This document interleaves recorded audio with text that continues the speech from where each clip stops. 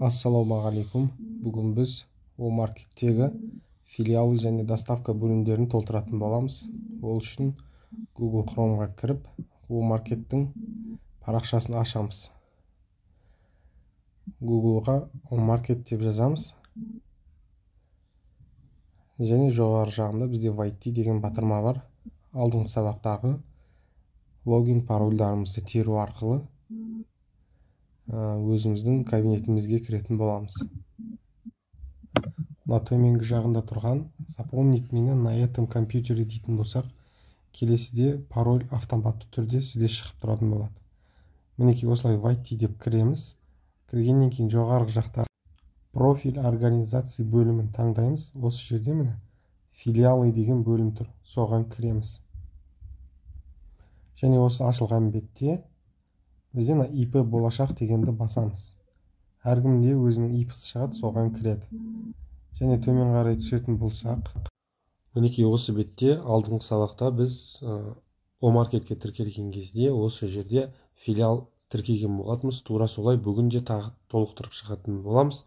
Не үшін бізге филиалды көбірек тіркеу керек? Өйткені филиал көп болған сайын біздің түсетін заказдар саны да өте көп болады. Өйткені кейбір конкуренттерде филиалдар аз болуы мүмкін, ал сізде барлық қалада филиал болатын болса, сол себептен сізге көбірек заказ түсуі мүмкін.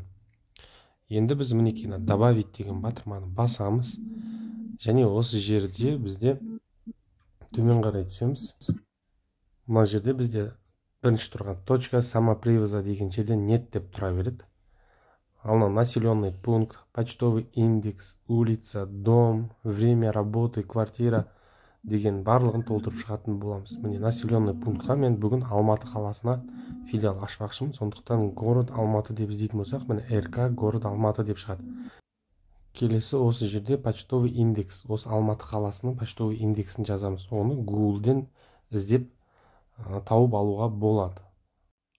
Енді осы жерге почтовый индексті жазамыз. Алматы қаласынікі 0540. Енді улица деген жерге сол Алматы қаласында танысыңыздың үйі болса, соның үйінің адресін жазып қоюға болады.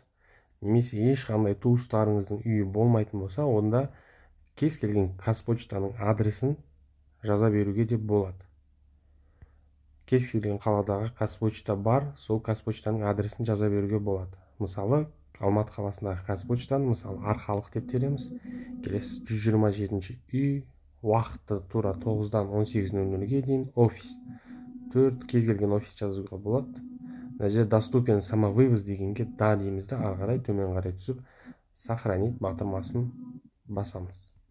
Енді біз осы қосқан Алматы қаласындағы филиалымыздың доставка бөлімін толтырамыз. Оны жаңағы профиль организациядан немесе оң жақтағы тұрған доставка деген кнопканы басып кіруге болады.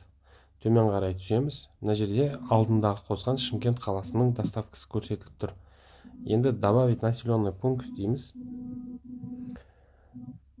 Және осы жерде доставка внутри деген жерге кіріп, жаңағы Алматы қаласын белгілейміз. Мына жерге әртүрлі бағаларды қоя беруге болады. Мысалы, кез келген заказға кем дегенде 2000 теңге, доставкаға 2000 теңге плюс деп қосып қоюға болады. Және сумманы көтере беруге болады. Мысалы, 50.000 теңгеден көп заказ келетін болса, онда оған әртүрлі бағада жазып қоюға болады, өзіңізге қалай ыңғайлы. Мысалы, 5000 теңге, 50.000 теңгелік заказ келетін болса, оған 5000 теңге доставкасына бөлек төленеді. Енді 100.000 теңгелік товарға заказ келетін болса, оны 10.000 теңге деп жазып қоюға болады. Әркімге әрқалай. Сөйтіп сохранить батырмасын басамыз. Немесе осы сумманың барлығын товардың өзіне кіргізіп, доставканы осылай 0 деп жазып қойсақ та болады. Ол әркімнің өз еркінде. Мінекей Алматы қаласында доставка 0 деген сөз. Бұның өзі де бізде заказдың көбірек түсуіне, доставканың 0 болып тұрғанда көбірек септігін тигізеді. Яғни сізге доставкаға ешқандай ақша төленбейді. Яғни сіз доставканы өзіңіз жеткізіп бересіз деген сөз.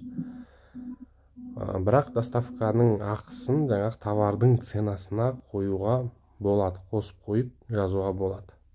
Енді осылай кез келген қаладан филиал ашып, филиалдар санын көбейтеміз. Филиал көп болған сайын сізге келетін заказдың саны да көбірек болады. Жаңағы айтқандай, кез келген қаладағы қазпочтаның адресін филиалға тіркей беруге болады. Мен өзім жалпы солай тіркеп шыққанмын. Және доставка бөлімін толтырған кезде де мұқият болыңыз. Сізге қалай ыңғайлы, солай толтыруға болады. Яғни 0 теңге деп, бірақ сол доставка кететін шығынды товардың құнына қосып қоюға болады, немесе бөлек. Жаңағыдай 5.000 теңге, 10.000 теңге деп бөлек қосуға да болады. Осылай филиалдар санын көбейтіп, доставкалардың барлығын реттеп, осы сабақта жазып шығуымыз керек. Келесі сабағымыз товарға баға қою болып табылады.